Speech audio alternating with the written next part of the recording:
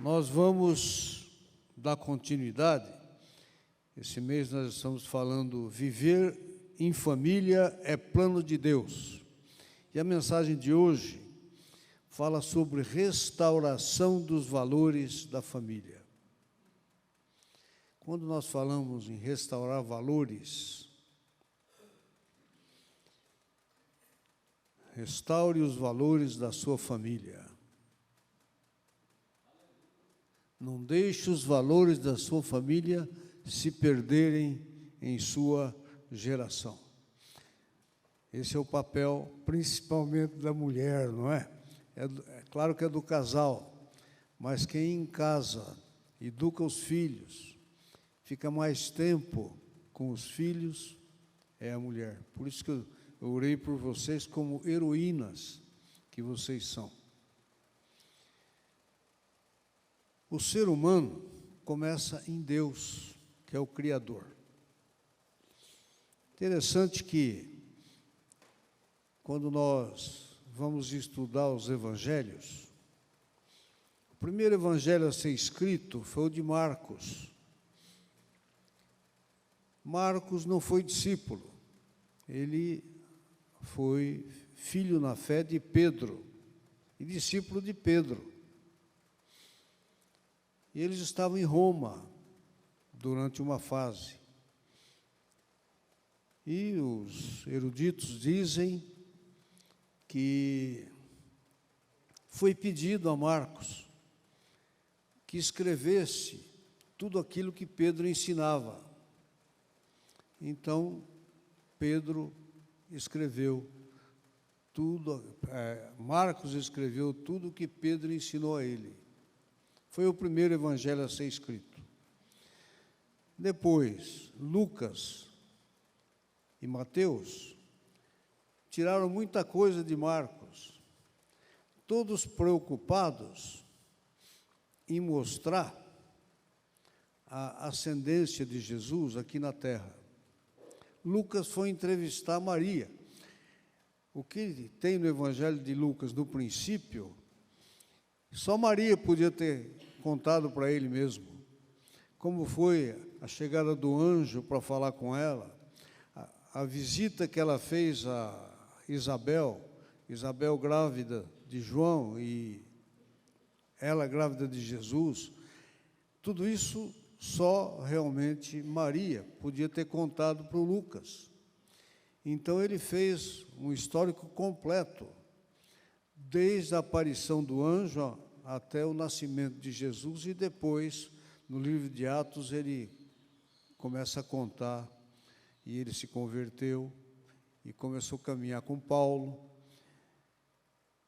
e ele escreveu para o Teófilo, que era um nobre, provavelmente um oficial grego. Mas João teve uma revelação. Com João foi diferente. Ele não se preocupou em contar do nascimento terreno como foi, o que aconteceu com Maria. Não, João teve uma revelação do céu. E no primeiro versículo, João diz assim: no princípio era o Verbo estava com Deus, e o Verbo era Deus. Esse é o primeiro versículo de João. Ele teve a revelação de quem era Jesus antes de vir a essa terra. No versículo 2 ele diz assim: ele estava no princípio com Deus. E no versículo 3 ele diz assim: e todas as coisas foram feitas por intermédio dele, e nada do que existe existiria sem ele. E no versículo 4, ele diz: e nele estava a vida, e a vida era a luz dos homens. Quando, então, um bebê está sendo formado no ventre, aquela vida ali é a vida de Jesus que está sendo introduzida naquela criança. É isso que João diz. Por isso que um dia Jesus falou para os discípulos: deixai vir. deles é o reino dos céus. Depois que a criança chega à maturidade e consegue escolher, aí é que ela pode escolher o mal ou o bom caminho. É aí que pode haver o desvio, porque ela vem com aquela carga do Adão, não é?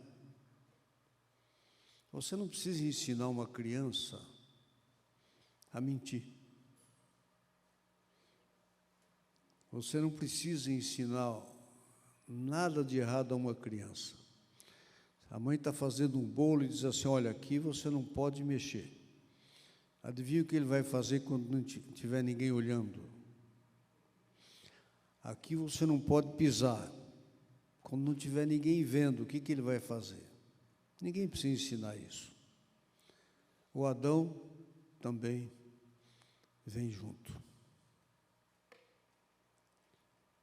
E quando Deus nos formou, Ele nos formou em 3 partes. O Espírito, que é o nosso verdadeiro ser, é aquilo que Jesus colocou.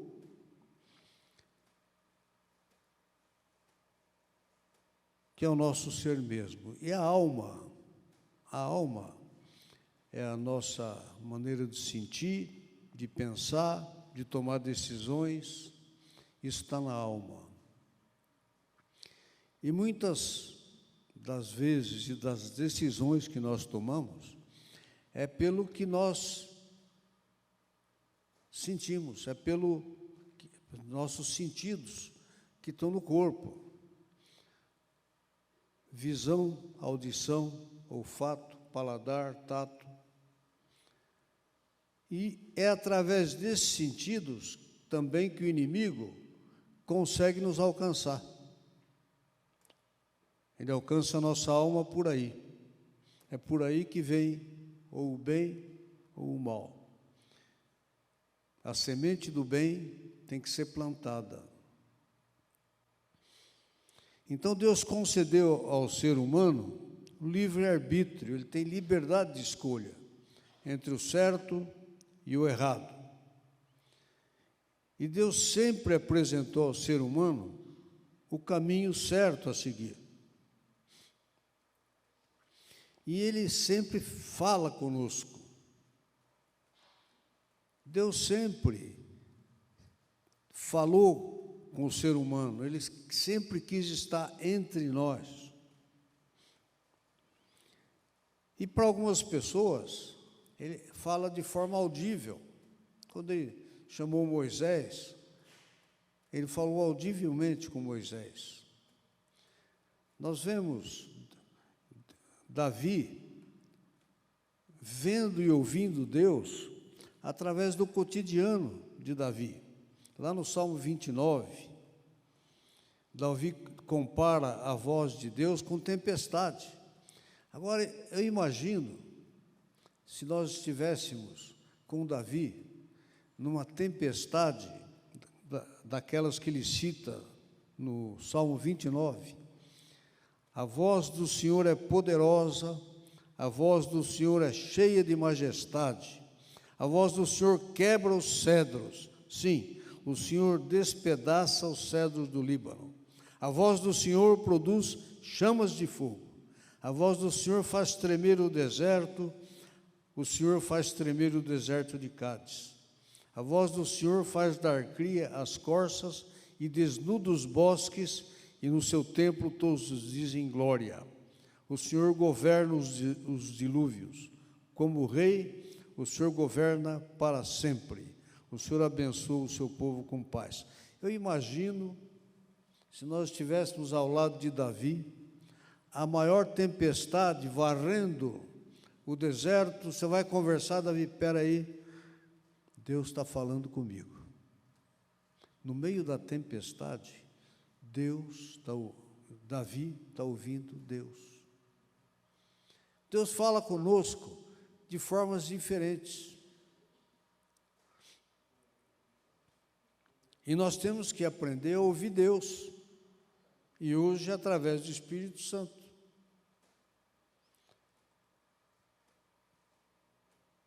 Quando nós estudamos o que aconteceu com Jesus, a crucificação,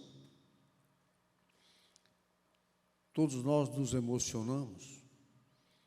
Ele levou tantas chibatadas que não tinha mais pele no corpo, aquela coroa de espinhos. Interessante que durante todos os açoites, depois ele carregando aquela cruz sobre os ombros sem pele, em carne viva, ele não reclamou.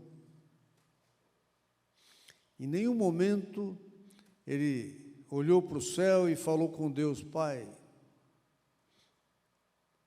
Ele foi como um cordeiro mudo. Ele só reclamou quando ele perdeu o contato com o Pai. Na cruz, pregado, também não reclamou dos pregos,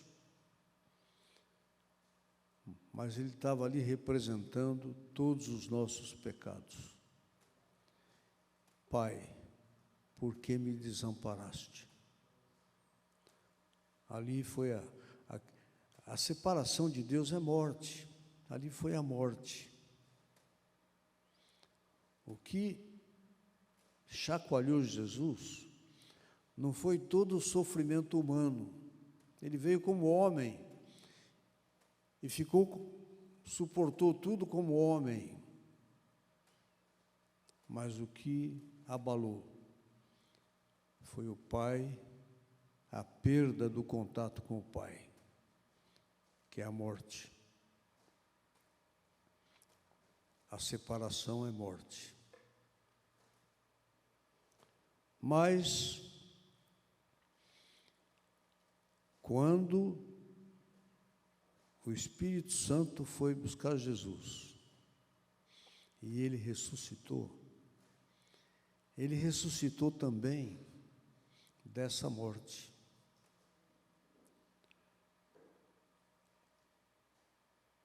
E o Espírito Santo está em Jesus, porque a vida está nele. E Deus sempre quis ficar entre os homens. Desde o tempo de Moisés, quando ele deu as tábuas para Moisés, ele chamava Moisés lá para o monte. Ele falou: Moisés, faça um tabernáculo, eu quero habitar no meio do povo.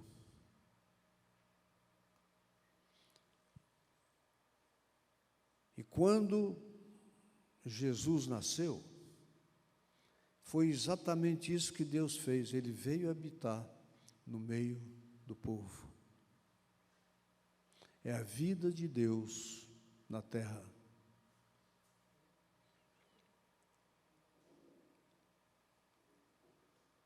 Mas os homens não entenderam. É isso que João, eu gosto de citar, porque João foi o único que olhou para Jesus no céu. Ele viu Jesus antes de Jesus encarnar. E lá no versículo 5 ele diz isso. E a luz brilhou aqui na terra, e as trevas não conseguiram dominar a luz. E no versículo 6 ele diz assim: e João, houve um homem que nasceu aqui na terra, o nome dele era João, e ele veio para dar testemunho da luz. E no versículo 8 diz assim, primeiro, para que todos os homens pudessem crer por intermédio dele. No versículo 8 está assim, primeiro capítulo. Ele não era luz, mas ele veio para testificar da luz. No versículo 10, eu gosto, quando diz assim, ele estava aqui na terra, entre os homens, mas não foi reconhecido. E no versículo 11 diz assim, veio para os seus, e os seus não o reconheceram. No 12 sobrou para nós, mas todos aqueles que creem nele, que o aceitaram, foram feitos filhos de Deus. Aí sobrou para nós. Eu gosto dessa visão de João, de Jesus antes da encarnação. É lá no versículo 14 que ele começa a olhar horizontal. Fala assim: e o Verbo se fez carne, e habitou entre nós, cheio de graça e de verdade. E vimos a sua glória, a glória como do unigênito do Pai. É daí para frente que João começa a olhar na horizontal. Mas Deus fala conosco também através da criação. Eu gosto. Paulo era um erudito, ele era um estudioso, era um advogado. Os atributos de Deus, está lá em Romanos 1:20. Os atributos invisíveis de Deus, na verdade, o seu poder, sua divindade, se reconhece desde a criação do mundo pelas coisas criadas. Agora imagine o seguinte, vamos fazer um exercício mental. Você pega uma semente qualquer, de uma fruta, você planta. Dentro dessa semente tem tudo para formar uma árvore e nascer um fruto da mesma espécie. Se você visitar Israel, tem árvores lá do tempo de Jesus, oliveiras, e se você ficar replantando, ora, não há Deus. Quem fez isso? Por isso que eu gosto de João. Sem ele nada seria feito. Versículo 3 do capítulo 1. Ele fez todas as coisas. E Paulo afirma isso. Nós somos indesculpáveis, o ser humano, se nós não reconhecermos isso. Não precisaria, naquele tempo, tanta coisa escrita, porque só de você olhar a natureza, você tem que entender que é um Deus. Tendo conhecimento de Deus, não o glorificaram como Deus, nem lhe deram graças. Pelo contrário, se tornaram nulos em seus próprios raciocínios e o coração insensato deles se obscureceu. Nos versículos 22 e 23. Dizendo que eram sábios, se tornaram tolos e trocaram a glória do Deus incorruptível por imagens semelhantes ao ser humano corruptível, às aves, quadrúpedes e aos répteis. Aí começaram a adorar imagens de animais. Nós não podemos adorar a criação, apenas o Criador. Nós temos que olhar a criação e dizer: quem fez isso? Meu Deus. O versículo 25 deixa claro que quando o ser humano seguia pelo seu próprio pensamento insensato, ele troca a verdade de Deus pela mentira, adorando e servindo a criatura em lugar do Criador, o qual é bendito para sempre. Isso afasta Deus do homem e afasta o homem de Deus. Em Hebreus está escrito que se eu me voltar para Deus e me dirigir a Ele, Ele vem ao meu encontro. Mas se eu virar as costas para Deus e me afastar dEle, Ele vai se afastar de mim. Nós temos que buscar Deus. Deus fala através da sua palavra oral e escrita. Antes que surgisse a escrita, Deus falou diretamente ao ser humano, num tom de voz que ele pudesse suportar. Quando Deus chamou Moisés e deu a tábua com os 10 mandamentos, foram gravadas em pedras, para que pudesse aquilo ser passado de geração em geração, através dos sacerdotes. Alguns dizem que Moisés foi um tipo de Jesus. Quando ele nasceu, o rei do Egito tinha mandado matar todos os meninos que nascessem. Quando Jesus nasceu, Herodes mandou matar todos os meninos.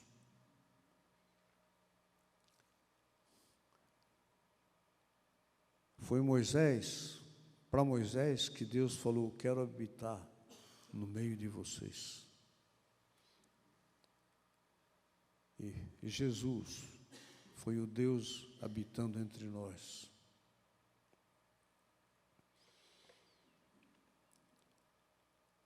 Os 10 mandamentos, os homens pegaram, os religiosos da época, e em cima dos 10 mandamentos criaram regras, 600 regras. Olha, guardem o sábado, mas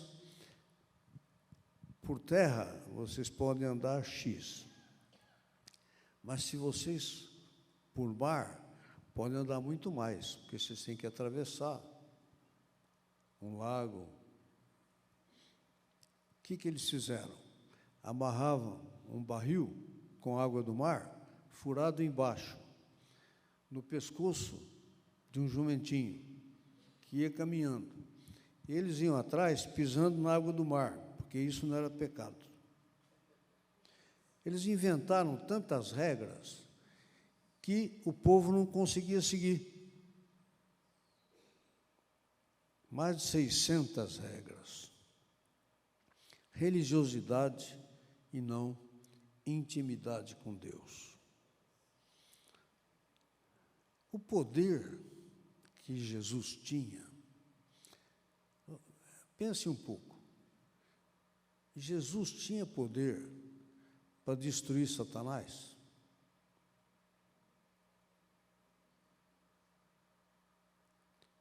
Mas a Bíblia diz lá em Filipenses que ele deixou todo o poder dele e veio como ser humano. Sabe como é que ele venceu Satanás? Pelo caráter, pela santidade, não caindo naquilo que Satanás ofereceu para ele. Porque é assim que ele quer que nós enfrentemos Satanás. É pelo nosso caráter.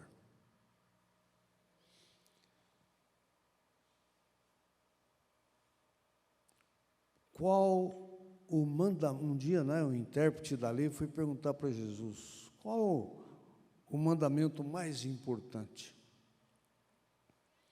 Jesus respondeu: ame o Senhor seu Deus, de todo o seu coração, de toda a sua alma, de todo o seu entendimento. Esse é o grande e primeiro mandamento. E o segundo, semelhante a esse: ame o seu próximo como você ama a si mesmo. O amor é o terreno fértil onde crescem todas as outras virtudes. Nós poderíamos, e vamos ainda falar, de todos os valores dentro de uma família.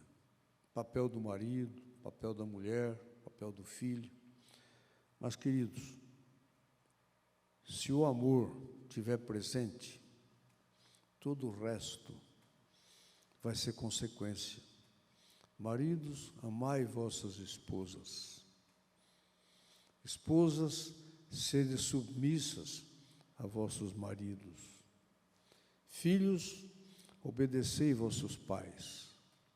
Pais, não provoqueis a ira vossos filhos. Queridos, isso é só amor.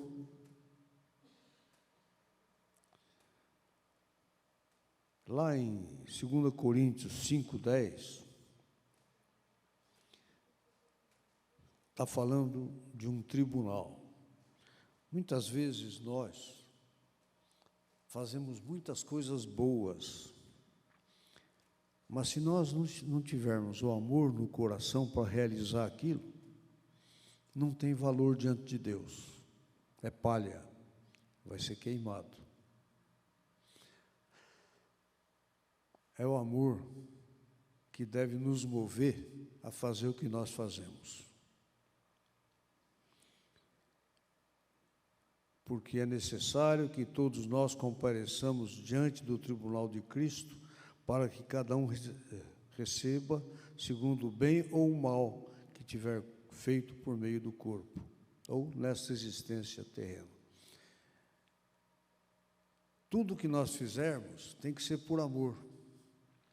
Se eu fizer qualquer coisa boa, mas a minha cabeça estiver pensando em algum lucro, em algum reconhecimento, em alguma posição social, não valeu. Para Deus isso não vale nada.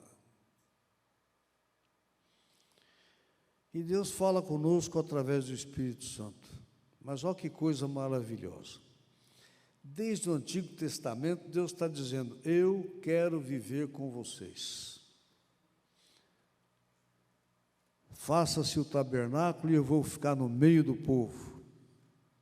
Aí vem Jesus e diz: eu sou Deus. Ora, se você quer olhar Deus, Felipe, olha para mim.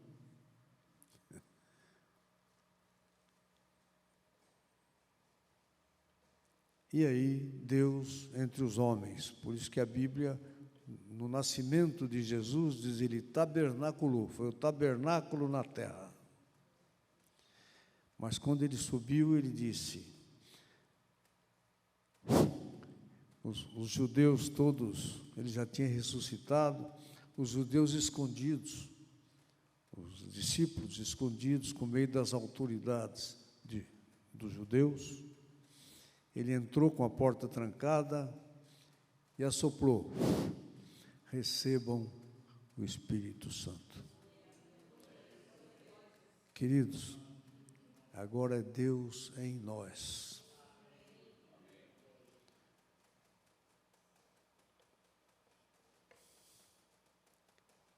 É assim que ele fala.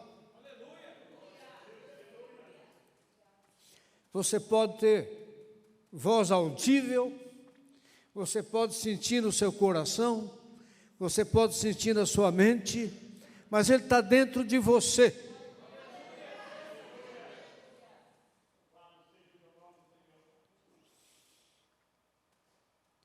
O Espírito Santo antes vinha, era o rei, o sacerdote, o profeta, o povo não recebia. E Deus queria estar com o povo.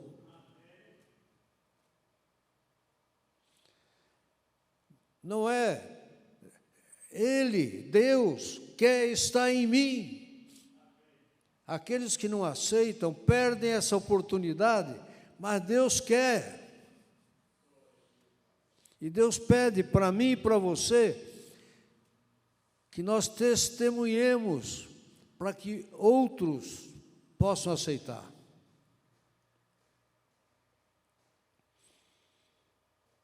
A mudança é aí. Espírito Santo dentro de mim, dentro de você. Ele que vai nos ajudar, consolar, instruir, guiar, empoderar, ungir e convencer da verdade.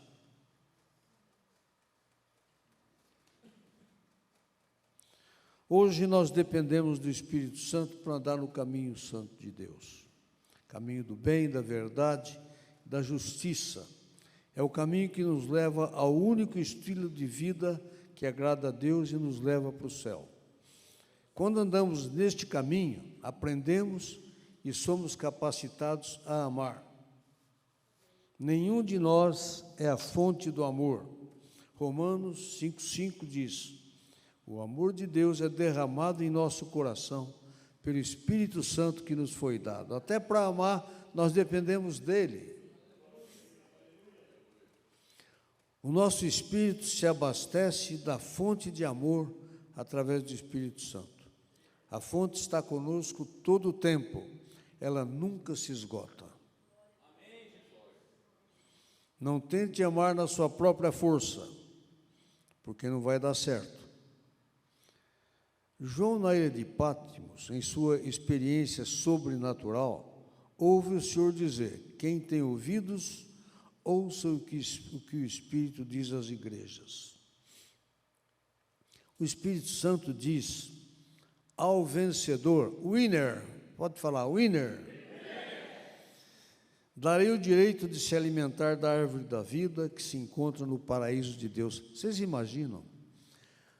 A árvore da vida, que Adão foi proibido, nós podemos chegar lá no paraíso e nós vamos comer dessa árvore.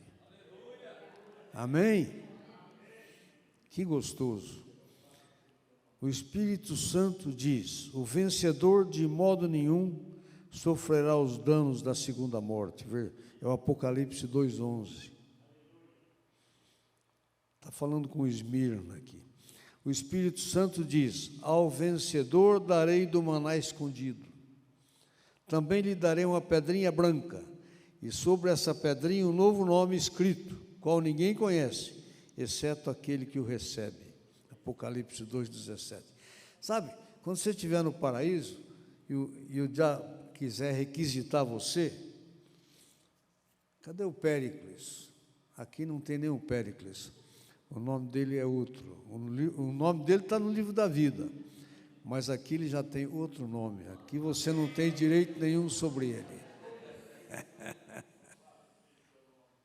Vocês entendem isso? O que é que está reservado para nós, vencedores? O Espírito Santo diz: ao vencedor que guardar até o fim as minhas obras, eu lhe darei autoridade sobre as nações, e com cetro de ferro as governará, e as reduzirá a pedaços, como se fossem objetos de barro. Assim como também eu recebi a autoridade de meu Pai, e eu lhe darei ainda a estrela da manhã. O Espírito Santo diz: o vencedor será vestido de branco. Branco quer dizer pureza. E de modo nenhum apagarei o seu nome do livro da vida. Pelo contrário, confessarei o seu nome diante do meu Pai e diante dos seus anjos. Agora você imagina, você vai estar lá em cima, Jesus vai estar dizendo para Deus: olha, o Péricles, eu o conheci lá em Mogi das Cruzes. Aliás, eu o levei para lá, porque quando ele estava ainda no ventre da mãe, eu preparei algo para ele. Levei para Mogi e estive com ele até o fim. O segredo é ir até o fim, tá?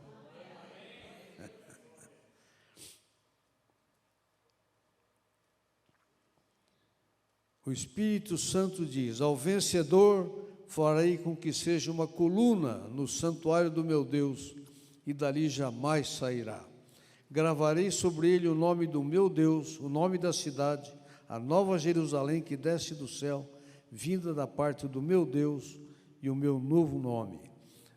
Você vai ter gravado o seu nome, o nome de Deus, o nome de Jesus, o nome de Jerusalém, da nova Jerusalém, e você vai ser a coluna. É pouco.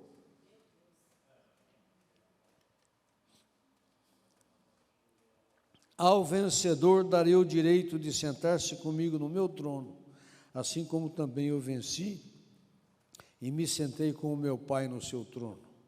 Queridos, isso está lá em Efésios. Paulo teve essa revelação também.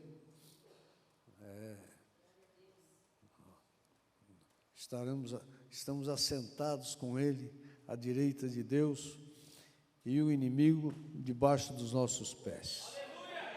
Amém? Todos nós da nova aliança precisamos ouvir o Espírito Santo para não sair do caminho santo de Deus. Às vezes a gente esquece de ouvir o Espírito. Por isso que toda manhã eu já acordo, Senhor, obrigado por essa noite, obrigado porque eu estou aqui, estou bem, obrigado porque o Senhor está cuidando de mim, e obrigado porque o Teu Espírito Santo está em mim. Se a gente tiver essa gratidão a Deus, Ele não vai deixar você, toda vez que vier algo errado, Ele vai acender uma luz aqui. E Deus às vezes fala conosco, muitas vezes, através do canal humano. Dons foram concedidos à igreja, palavra de conhecimento, palavra de sabedoria, tem profetas. E muitas vezes Deus dá uma revelação ao profeta. Mas quando chega essa revelação, no coração de quem está recebendo, já tem algo se movendo. Olha, faltava, Deus está me falando isso mesmo, eu vou tomar essa direção. Então, nós temos que receber aquilo que Deus está mandando para nós, porque o Espírito Santo está falando. E nós vamos guardar, para ver como vai estar acontecendo cada coisa que Deus fala. Ele pode conceder visões, percepções, mas sempre há um testemunho interior que é coisa de Deus.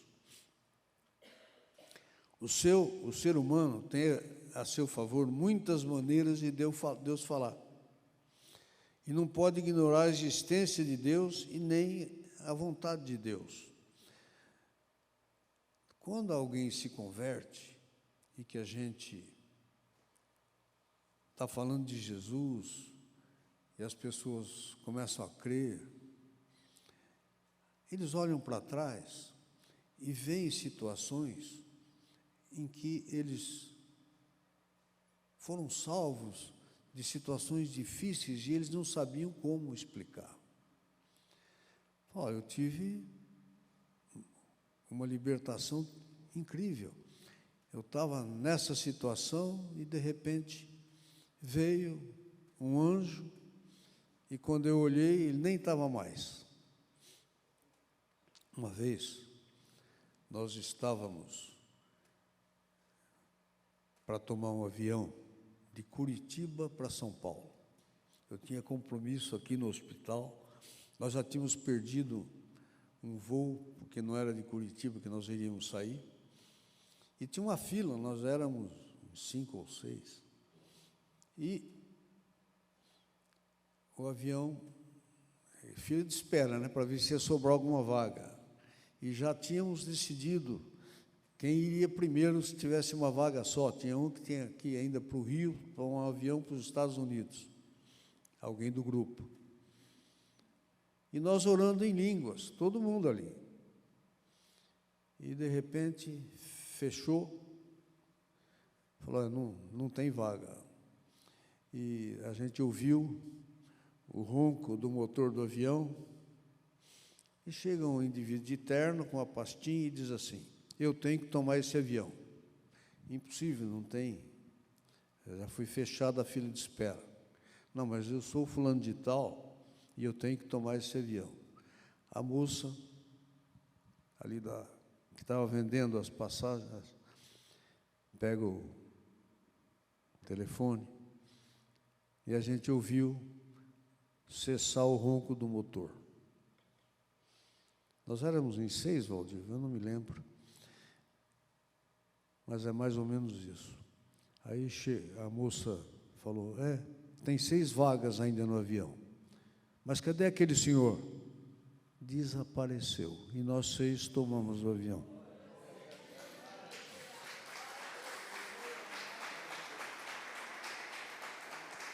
Deus, é Deus.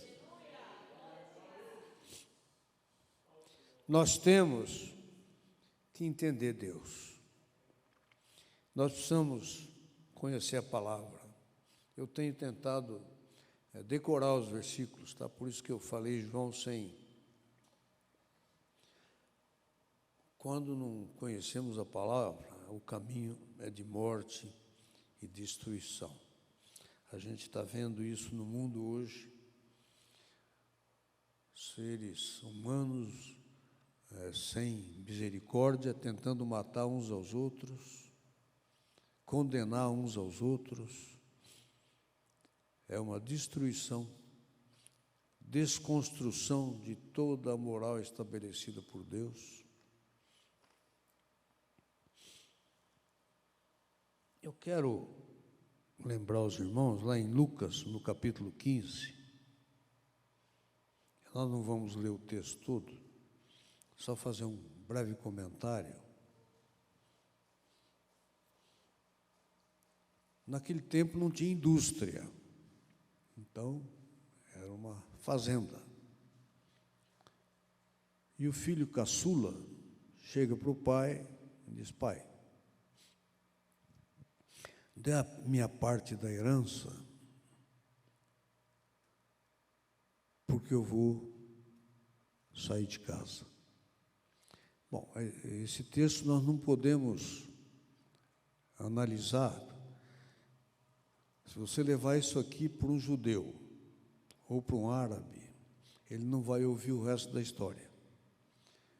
Porque lá o pai árabe, isso aqui é uma agressão. Olha, eu quero que o senhor morra porque minha herança eu já vou pegar. Segundo, porque na família oriental é o filho mais velho que manda, depois do pai. Mas Jesus estava querendo mostrar que Deus é muito superior a todo pai oriental. E que aquele filho que dissipou, a Bíblia fala, na prostituição e na vida desregrada, provavelmente o pai tirou a porcentagem do menino, entregou para ele, e o filho mais velho ficou ali trabalhando com o pai. Vamos analisar hoje, se fosse uma indústria, nos dias de hoje, ia descapitalizar. Pelo menos 33% iria ser a empresa descapitalizada. E o filho mais velho ali, dando suporte, pagando as contas, junto com o pai.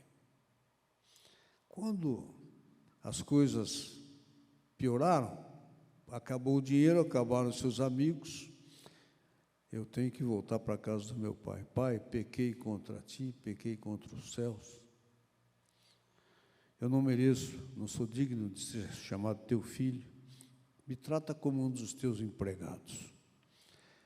Mas Deus, o pai, estava ali aflito esperando. Quando ele apareceu, o pai já saiu correndo para abraçá-lo. Enquanto ele falava, o pai falou: olha, põe nele a túnica, põe o anel, a sandália nos pés. Vestir não era o problema. É que aquela túnica e o anel significava: você volta à empresa, você é meu herdeiro novamente. Foi isso que o filho mais velho não aceitou.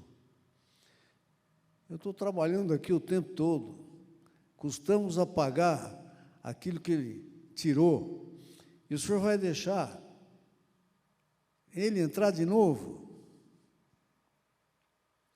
É isso que Deus faz conosco. Amém? Queridos, nós estamos vivendo um tempo muito difícil, desconstrução de tudo aquilo que foi construído ao longo do tempo pelo próprio Deus. O mundo está virando e nós temos que nos levantar. Lá em Isaías 1,17, busquem a justiça, repreendam o opressor. O nosso papel é repreender o opressor. Garantam o direito dos órfãos, defendam a causa das viúvas. E lá em Isaías 10:1, ai dos que decretam leis injustas, dos que escrevem decretos opressivos para negarem justiça aos pobres, para privarem dos seus direitos os aflitos do meu povo, a fim de despojarem as viúvas e roubarem os órfãos. Queridos, nós não podemos abrir mão daquilo que Deus colocou nas nossas mãos.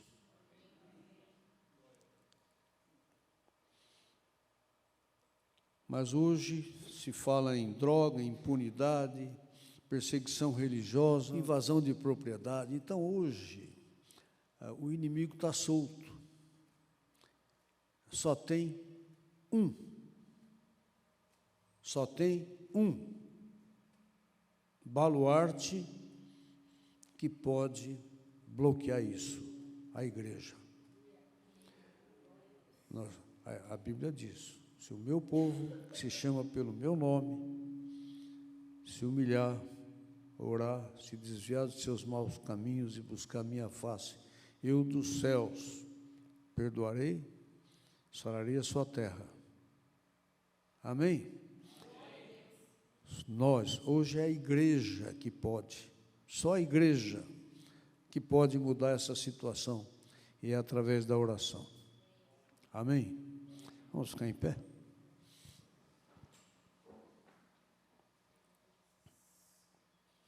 Vamos orar. Pai querido, eu coloco nas tuas mãos a direção da nossa vida, da vida de cada um de nós aqui. Pelo teu Espírito, fala com cada um de nós, Pai. Traz a tua realidade, a realidade do paraíso para nós. E muda tudo aquilo que precisa ser mudado. Nós precisamos, Pai, do poder do teu Espírito na vida de cada um de nós. Nós colocamos a nossa vida no teu altar e te pedimos, dê-nos capacidade, poder, dê-nos força, dê-nos coragem para enfrentar tudo aquilo que tem que ser enfrentado, para que o teu reino seja implantado nesta terra, através de cada um de nós. Obrigado, Pai, em nome de Jesus. Amém.